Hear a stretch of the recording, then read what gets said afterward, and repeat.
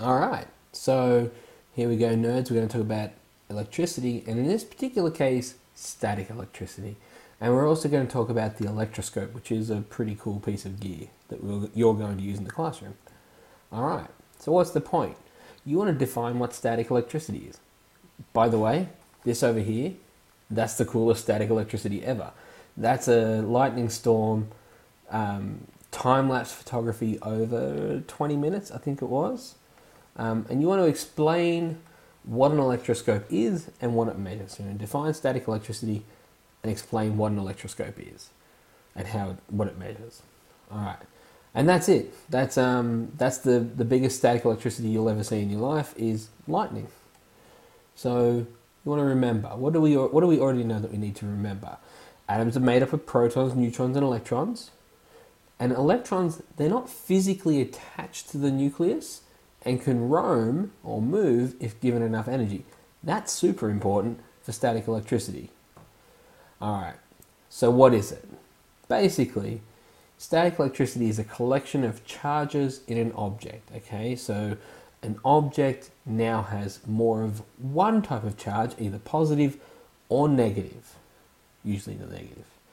So the charge may build up enough, negative charges that they can jump through the atmosphere, causing a spark.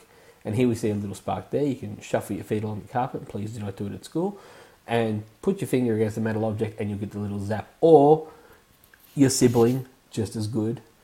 Now, that's cool, whatever, that's fine.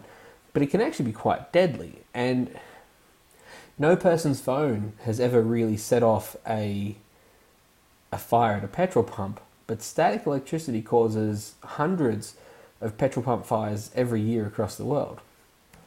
Now, static electricity may leak slowly into the environment, and so it neutralizes the charge, so it goes from a net either positive charge or negative charge, so it may leak into the environment to neutralize the charge, or it may build up and move in a big jump, and this is what we call a shock. It's where static shock comes from.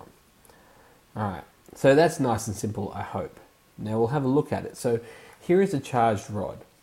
What has actually happened is all of the negative charges have been rubbed off it, we're using friction. What that does is that brings all the negative charges, because remember, electrons, they can move. So it brings all the negative charges in this thing here, which is just one big chunk of metal, it's just metal connected to each other. It attracts all the negative charges up. And this means down here becomes very positive, this end becomes very negative, because this charged rod has attracted all of the negative charges to it. So, this is an electroscope. We use it for detecting electric charges. Now, it works pretty simply, actually. So you've got a metal plate and something called gold leaf, which is just really thin gold.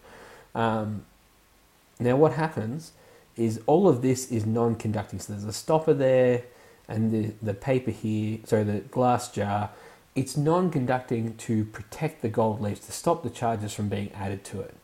So this comes down, it draws all of the negative charges towards it, because remember, opposite charges attract. And then, to start off with, these gold leaves would have been hanging straight down. So originally, before the charged rod was brought near, it would have just looked like that, like they'd have been hanging down together. But as it takes all the negative charges up here, this just becomes positive charges. And what do like charges do? They repel each other. So all of a sudden, they're neutral, there's no charge, they'll hang down together like this, but now there's an opposite charge, so they'll try and get as far away from each other as they can.